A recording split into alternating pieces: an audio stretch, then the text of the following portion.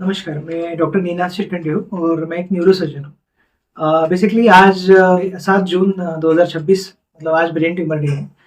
Brain tumour day हम इसलिए मनाते हैं कि दुनिया को या समाज को हम ट्यूमर के या ब्रेन ट्यूमर के से रिलेटेड हम अवेयर कर सकें या अवेयरनेस ला सकें। अब अवेयरनेस लाने का मतलब ये है कि भाई ब्रेन ट्यूमर क्यों होते हैं, किस वजह से होते हैं, क्या कारण है, उसको कैसे ढूंढा जा सकता है या उसको कैसे उसका डायग्नोसिस हो सकता है, और उसके बाद सबसे आखिरी में आता है ट्रीटमेंट पार्ट कि उसको कैसे ट्रीट किया जा सकता है। समाज के जो भी वर्ग है और मैक्सिमम लोग जो है आम जनता है, उन लोगों को ऐसा लगता है कि ब्रेन ट्यूमर हुआ मतलब निश्चित ही मृत्यु है, जबकि ऐसा नहीं है।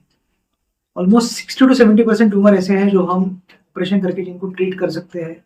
कीमोथेरेपी, रेडियोथेरेपी, बहुत सारे ऑप्शंस हैं, और कुछ ही ऐसे ट्यूमर है जो जानलेवा हो सकते हैं, जो शायद पेशेंट की जान लेने के लिए समर्थ है। बट मैक्सिमम ट्यूमर ऐसे हैं जिनको हम ऑपरेट कर सकते हैं और जिनको हम ट्रीट कर सकते हैं। तो ये अवेयरनेस का पार्ट, और ये अवेयरनेस बहुत ज़रूरी है, क्योंकि अगर आम जनता को बोला जाए ब्रेन ट्यूमर के बारे में तो मैक्सिमम लोग उनको ऐसा लगता है कि मृत्यु बस अभी करीब ही है या मृत्यु निश्चित है। तो ऐसा नहीं है कि भाई लोगों को हम एजुकेट कर सके कि भाई हम इसका भी ट्रीटमेंट हो सकता है, इससे भी जान बचाई जा सकती है और इंसान अपनी नॉर्मल ज़िंदगी जी सकता है। 60 to 70% लोग अपनी ज़िंदगी नॉर्मल जी सकते हैं, बाकी 30% के बारे में कहना बड़ा मुश्किल है। आपने जैसे भी बताया कि ब्रेन ट्यूमर जो है इसके ट्रीटमेंट पार्ट अलग-अलग हैं। कीमोथेरेपी और रेडिएशन थेरेपी की आपने बात की। तो क्या ब्रेन ट्यूमर जो है ये ब्रेन कैंसर है या दोनों डिफरेंट? देखिए, ब्रेन ट्यूमर सिर्फ कैंसर नहीं है। सिर में कोई भी होने वाली गांठ जो है वो हम ट्यूमर बोले जा सकती है उसको। मतलब व्हाट एग्जैक्टली ट्यूमर ट्यूमर का मतलब होता है न्यूप्लास्टिक ग्रोथ। न्यूप्लास्टिक मतलब नई ग्रोथ कोई आई हुई जो पहले आपके शरीर में कभी नहीं थी। शरीर में कोई भी अगर ग्रोथ होती है, कहीं भी ट्यूमर होता है, तो उसको न्यूप्लास्टिक ग्रोथ बोला जाता है, न्यूप्लाज्म बोला जाता है। अब ये है बहुत अलग अलग प्रकार के होते हैं।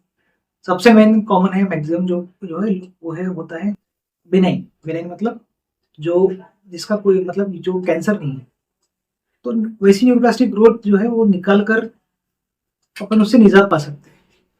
और सेकंड जो कैटेगरी में आती है उसको बोला जाता है, उसको मैलिग्नेंट बोला जाता है। मैलिग्नेंट मतलब जो कैंसर में आता है, जो फास्ट ग्रोथ है और जो निकलने के बाद भी उसमें ग्रोथ की संभावना रहती है, उसमें कंट्रोल नहीं। तो ऐसा नहीं है कि भाई ट्यूमर का मतलब सिर्फ कैंसर ही है। जो बहुत सारे लोग के समझ है कि ट्यूमर का अगर ऑपरेशन अगर कराया तो अलग-अलग तरह की और डिफिकल्टीज बढ़ सकती हैं, जैसे पैरालिसिस आ जाना। ये कॉमन है। देखिए कैसा है कि ब्रेन अपना ऑलरेडी बहुत छोटा है और उसमें हर एक जो सेंटर है वो वाइटल है। कुछ सेंटर्स ऐसे रहते हैं जो अपने वॉइस को कंट्रोल करते हैं, कुछ सेंटर ऐसे रहते हैं जो अपनी सोच को कंट्रोल करते हैं, कुछ सेंटर ऐसे हैं जो मेमोरी को कंट्रोल करते हैं, कुछ सेंटर ऐसे हैं जो पावर को कंट्रोल करते हैं, चलना फिरना ये सब। अगर उस जगह पे ट्यूमर है तो उसमें रिसेक्शन के दौरान या निकालने के दौरान पेशेंट को वो प्रॉब्लम होने की संभावना रहती है। बातचीत करने में दिक्कत हो सकती है, मेमोरी में दिक्कत हो सकती है, बोलचाल भाव भाव और बाकी बिहेवियर में दिक्कत हो सकती है, या फिर पावर कम होने की चांसेस रहते हैं। तो ये डेफिनेटली हो सकता है। अब अगर ट्रीटमेंट की अगर बात अगर करें तो इसमें सर्जरी ही एक ट्रीटमेंट का फाइनल चांस है या फिर दवाइयों से भी ठीक किया जा सकता है? अब जैसे आपने ट्रीटमेंट की बात की तो मुझे एक बहुत दिस इज लाइक ये अपने सब्जेक्ट से थोड़ा अलग है। मेरे फेवरेट एक्टर जो थे वो इरफान खान थे। मुझे जो पसंद थे, मुझे वैसे बॉलीवुड की फिल्में पसंद नहीं है, पर जो मेरे फेवरेट एक्टर थे वो मिस्टर इरफान खान थे। तो पता होगा आपको, इरफान खान ने बहुत सारी मूवीज़ की है और वो बेसिकली फिल्म इंस्टीट्यूट पुणे से पढ़े के ग्रेजुएट थे। भारत एक खोज, चंद्रकांता में भी थे, बहुत सारी चीज़। आप पता होगा अपनी 2020 में मिस्टर इरफान खान का देहांत हुआ, 21 में।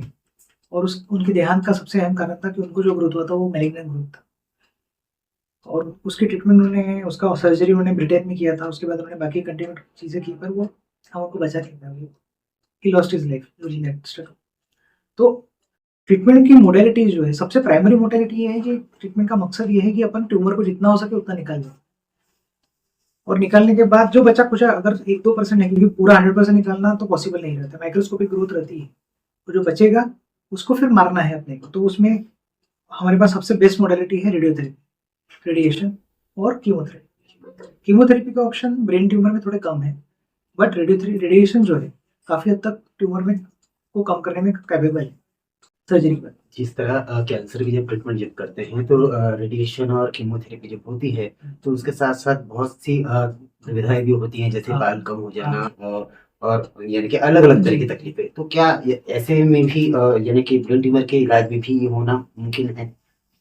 देखिए, अगर आप रेडिएशन देते हो तो रेडिएशन या कीमोथेरेपी में ऐसा होता है कि वो कैंसर सेल को मारती है, बट वो ये डिफरेंशिएट नहीं करती कि नॉर्मल सेल कौन सा है और कैंसर सेल कौन सा है। तो उसमें क्या हो जाता है कि अपनी नॉर्मल सेल जो होती है बॉडी की वो भी खत्म होने लगती है, वो उनको भी नुकसान होना शुरू हो जाता है। जैसे कि आपने देखा होगा रेडियोथेरेपी में स्किन काली हो जाती है पेशेंट की, बाल झड़ जाते हैं, भूख कम हो जाती है, उसके बाद उसको हीमोग्लोबिन कम होने लगता है। तो ये कारण क्योंकि वो उन सेल्स में भी काम करता है, बट अपन को देना ज़रूरी है क्योंकि अगर उसको कंट्रोल करना है तो वो देना ज़रूरी है।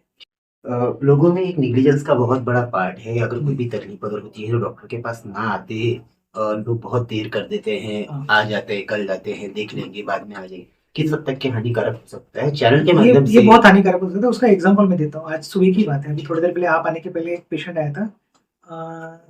नाम तो रहने दीजिए, भंडारा के पेशेंट है। उनको डॉक्टर पाटमोड़े सर ने ऑपरेट किया था। पाटमोड़े सर जाने के कुछ दिन पहले ही उन्होंने ऑपरेट किया था। सर उसके कुछ दिसंबर में एक्सपायर हुआ, 15 या 16 दिसंबर को उन्होंने उसको ऑपरेट किया था। अब ऑपरेट करने के बाद उन लोगों ने क्या हुआ कि फॉलोअप रह गया, पाटमोड़े सर रहे नहीं, और वो उनके परिवार में किसी को कैंसर था, उन्होंने कीमोथेरेपी रेडियोथेरेपी ली तो उनको ऐसा लगा तो वो पेशेंट एक्सपायर हो गए। तो उन्होंने ये सोचा कि भाई अपने से पेशेंट के साथ वापस ऐसा हो सकता है, उन्होंने रेडियोथेरेपी कीमोथेरेपी ली ही नहीं, मतलब सर्जरी होने के बाद फाइनली उनको फिर से ट्यूमर हुआ, वापस मेरे पास आए भाई सर अभी क्या करें। ये नेग्लिजेंस का पार्ट है। आज ब्रेन ट्यूमर डे के अवसर पर क्या एक विशेष संदेश आप देना चाहेंगे? ब्रेन ट्यूमर के दिन ये मतलब सबसे अहम संदेश ये है कि ब्रेन ट्यूमर होना मतलब जिंदगी खत्म होना नहीं है। डेफिनेटली दिक्कत होती है, डेफिनेटली परेशानी होती है, पर 70-80% लोगों को हम बचा सकते हैं, ट्रीट कर सकते हैं, उनको अच्छी ज़िंदगी जीने के लिए हेल्प कर सकते हैं। उसके बहुत सारे एग्जांपल्स हैं, मेरे अपने पेशेंट्स हैं।